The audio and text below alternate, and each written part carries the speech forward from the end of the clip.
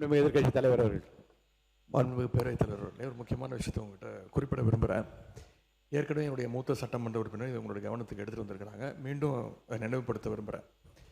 இந்த அவையை நீங்கள் முடிந்த வரைக்கும் மிகச்சிறப்பாக எங்களை எல்லாம் வழிநடத்தி கொண்டு போகிறீர்கள். எங்களுக்கும் கேள்வி கேட்பதற்கான வாய்ப்பையும் கொடுக்குறீர்கள், முடிந்த அளவுக்கு கொடுக்குறீங்க. எங்களை விட அதிகமாக ஆளுங்கட்சி உறுப்பினர்களுக்கும் அமைச்சர்களுக்கும் வாய்ப்பு கொடுத்துக்கிட்டு இருக்கிறீங்க. எண்ணிக்கை அடிப்படையில் அவங்களுக்கு அதிகமாக கொடுக்குறேங்க. முடிந்தவரை நான் குறை சொல்ல கொடுத்துக்கிட்டு இருக்கீங்க. நான் இங்கே குறிப்பிட விரும்புவதெல்லாம்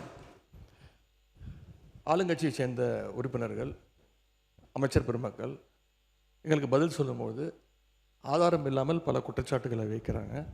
ஆனால் நீங்கள் அதையெல்லாம் அவை குறிப்பிலிருந்து சரியாக நீக்கிடுறீங்க. இன்னும் சொல்ல போனால் சட்டமன்ற வரலாற்றிலே இதுதான் முதல் முறையாக எதிர்க்கட்சி உறுப்பினர்கள் பேசுவதை விட ஆளுங்கட்சி உறுப்பினர்கள், அமைச்சர் பெருமக்கள் பேசுவதையெல்லாம் நீங்கள் தான் முதலாக அவை குறிப்பிலிருந்து நிறைய எடுத்திருக்கிறீங்க. அந்த வரலாறு நீங்கள் படைச்சிருக்கிறீங்க. அதற்கு எங்களுடைய வாழ்த்துக்களை தெரிவிச்சுக்கிறோம். இப்போது இந்த அவை நிகழ்ச்சியெல்லாம் நீங்கள் லைவில் எல்லாமே போயிட்டுருக்கு. கேள்விகள் நாங்கள் கேட்டால் நாங்களே ஆச்சரியப்படுற அளவுக்கு, அதிசயப்படுற அளவுக்கு பதில்களையும் கொடுக்குறாங்க. கேள்வி கேட்டால் பதில் சொல்லலாம். இப்போ பாட்டெல்லாம் வேற பாட ஆரம்பிச்சிட்டிங்க. எங்களுக்கே சில நேரம் சட்டமன்றத்துக்கு வந்திருக்கோமா இல்லை இப்போ சூப்பர் சிங்கர் நிகழ்ச்சிக்கு வந்திருக்கோமா அப்படின்னு சந்தேகப்படுற அளவுக்கு இங்கே பாட்டு நிகழ்ச்சிகள்லாம் நடந்து கொண்டிருக்கிறது.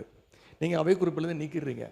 ஆனால் இதெல்லாம் நேரடி தொலைக்காட்சியில் போகும்போது இதெல்லாம் யூடியூப் சேனல்லையும் சோஷியல் மீடியாலையும் ரீல்ஸாக கட் செய்யப்பட்டு அதிகமாக ஷேர் செய்யப்படுகிறது. அதன் பிறகு நீங்கள் இதில் நீக்குவதிலே அர்த்தம் இல்லாமல் போய்விடுது. எனவே இதை மீண்டும் உங்களுடைய கவனத்திற்கு நான் கொண்டு வர விரும்புகிறேன்.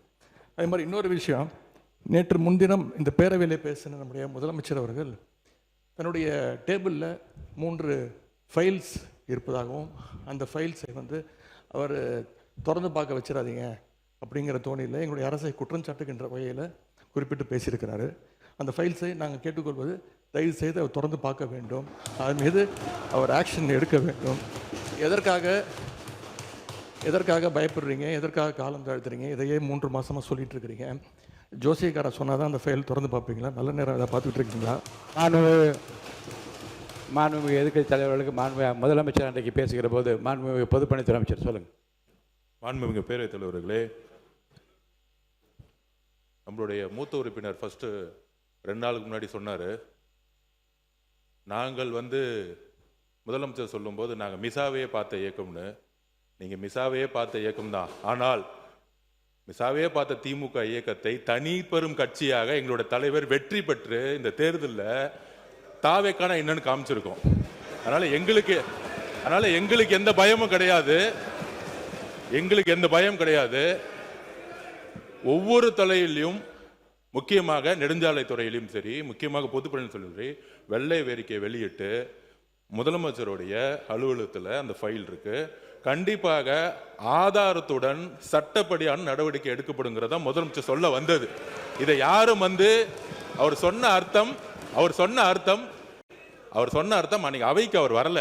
அது அவருடைய ப்ராப்ளம். அது அவைக்கு வராத பொழுது அவர் சொன்னார், மாண்புமிகு கொறடா சொன்னார், ஆதாரம் இருக்கும். நிதித்துறை அமைச்சர் பார்க்கும் பொழுது, அவர் கேட்கும் பொழுது, எங்ககிட்ட ஆதாரம் இருக்கு, அதை தகுந்த நேரத்தில் சட்டப்படியான நடவடிக்கை எடுக்கப்படும் சொன்னாருங்கிறத பதிவு பண்றேன். ஏன்னா அவர் எதிர்க்கட்சி தலைவர் அன்னைக்கு வரல, அவர் அதனால தான் பதிவு பண்ண. அதுக்கப்புறம் அவர் சொல்றாரு, போன 5 வருஷம் இவங்க என்ன ரீல்ஸ் விட்டாங்க, என்ன பாட்டு பண்ணாங்க, பாராளுமன்றத்திலே பதவி இருக்கும் பொழுது எங்களுடைய எந்த கட்சி தலைவரையும் பத்தி உறுதிமொழி எடுக்கல. அவரை பத்தி பேசிதான் உறுதிமொழி எடுத்தாங்க. பாராளுமன்றத்திலேயே தமிழ்நாட்டுடைய புகழ் பெரியாரை பத்தியோ அண்ணாவை பத்தியோ பேசல. ஒவ்வொரு எம்பியும் போய் யாரை பத்தி பதவி பிரமாணம் பண்ணாங்கிறது மக்களுக்கு தெரியும். இந்த அவை உறுதியாக சொல்றோம், நீங்க 25 வருஷத்துக்கு மேல ஆட்சியில் இருந்தீங்க, ஏன் தைரியம் இருந்தா லைவ் போடல? நீங்க இது வரைக்கும் உங்ககிட்ட நேர்மையான வெளிப்படை தன்மையான சட்டமன்றத்தை நடத்தக்கூடிய தைரியம் திமுக இது வரைக்கும் இருந்தது இல்லை. முதல் முறையாக தமிழ்நாட்டு வரலாற்றிலேயே தமிழ்நாட்டுடைய மக்களாட்சியை நிலைநாட்டி, ஜனநாயகத்தை நிலைநாட்டி, நாங்கள் தவறு செய்தால் நீங்கள் சொல்லுங்கள் சொல்லக்கூடிய சபாநாயகரையும் ஒரு ஆட்சியும் எங்களுடைய முதலமைச்சர் மக்களுடைய ஜனநாயகத்தை காப்பாற்றுவதற்காக லைவ மக்கள் முன்னாடி தெரியுமா விட்டுருக்கார். அதை நாங்கள் பதிவு பண்றோம். ஏன் நீங்க ஏன் லைவ் இல்ல?